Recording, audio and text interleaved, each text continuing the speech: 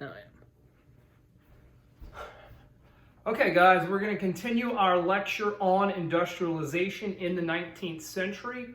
The last lecture we talked about, it was primarily how England was the first to industrialize, what they industrialized with, and really the impact it had mainly on England, but also with the rest of continental Europe.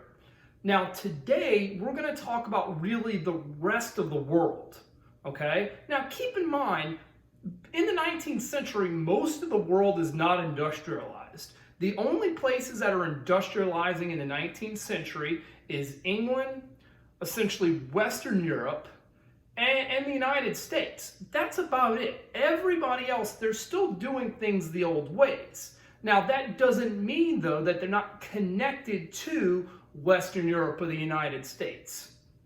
They're connected to Western Europe either by being colonized, and we will see that England and France and look, later on even the United States, they're going to use industrial methods to keep control over these other areas.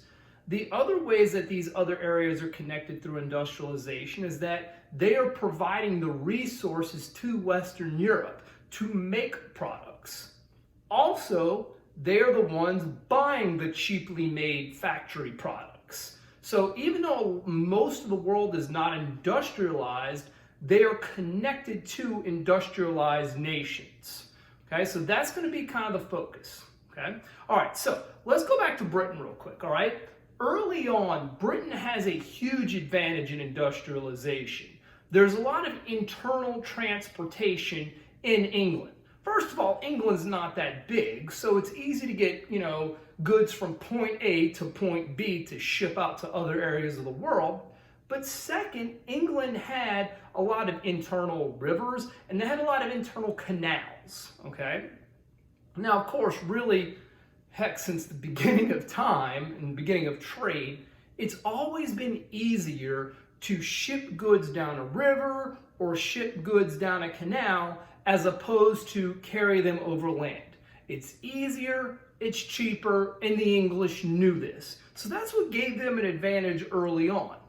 Now, in the 19th century, something is going to replace those canals. Something is going to replace those rivers, and it's going to be something created through the industrial process, and that is going to be railroads. Okay? Now, the abundance of iron helps create the rails, helps create the machine. And then, of course, we talked about James Watt the other day creating the steam engine. That's what makes everything move. Now, of course, with railroads, this now gives you a cheap and easy way to get goods from point A to point B. It doesn't matter where you are. You don't have to be by a stream. You don't have to be next to a canal. Okay, so now you're able to really anywhere in the world move goods, move people efficiently. Okay, now we're going to see that, by 1830, parts of England are going to be connected by rail, and then of course it's going to go even further out than that. The railroads will have a huge impact on places like the United States and Canada and even Russia, where you have vast amounts of land area that aren't necessarily connected efficiently. Well, those railroads are going to connect those areas efficiently. Okay? All right. In addition, keep in mind, do the same thing in India, which is going to be very, very important to Britain. In addition to the railroads, take that steam engine, put it on the water, and it's the same process. So in addition to railroads, you had steamships. Now, of course, steamships get their start on the rivers, okay, and they're going up and down or side to side throughout rivers in different areas. But it's only a matter of time before you take that steam technology from the rivers to the oceans. Now, of course, once you have that steamship on the ocean, you're not beholden to ocean currents. You're not beholden to, ocean winds. You can beeline it now, which cuts a lot of time off your trip. Okay? Now, I have some dates down here, too. 1838, that's the first time a steamship traveled across the Atlantic. And, of course, in 1853, that's when steamships went across the Pacific. Okay? Now, keep in mind, in order to have these steamships especially go around the Pacific, we're going to see that European nations and the Americans are going to have to colonize more areas in the Pacific. They're going to need to use them as naval bases, and they're going to need to use them as coaling stations, okay, to move around from point A to point B to point C to point D, okay? We're also going to see that the steamships will help them colonize the interior of Africa and Asia. In addition to the steamships, we're also going to talk about something very important. I wish I had a map here to show you. But in 1869, we're going to see that the English, along with other Europeans, are going to dig the Suez Canal. Now, guys, you have to understand the importance of the Suez Canal. It links the Europeans through the Mediterranean to their colonies in Asia without going under Africa. Now, this is especially true for England because now they can reach their colony in India without going under Africa, which saves a ton of time and also saves resources too, okay? Now, in addition to the steamships and the railroads, in terms of industrialization, we also have huge advances in communications, okay? 1844, we have the first long-distance telegraph sent. Now look, I mean, arguably this is just as important as that dial-up internet in the 90s, okay? This is something that revolutionizes communication. Now you can have relatively instant communication over very long distances, okay? 1869, you have the transatlantic cable built, okay? And this links North America to Europe via a telegraph line. So now you can communicate across the ocean, which, I mean, 100 years earlier, heck, even 50 or 20 years earlier, this would have seemed impossible, okay?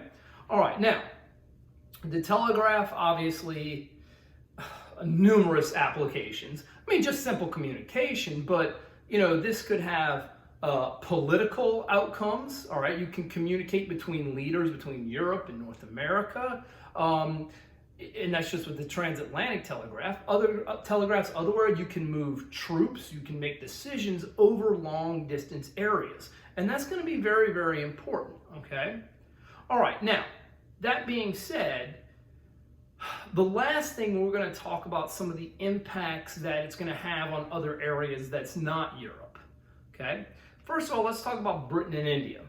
Like I said before the Industrial Revolution, we saw that England would actually import a lot of cotton cloth from India.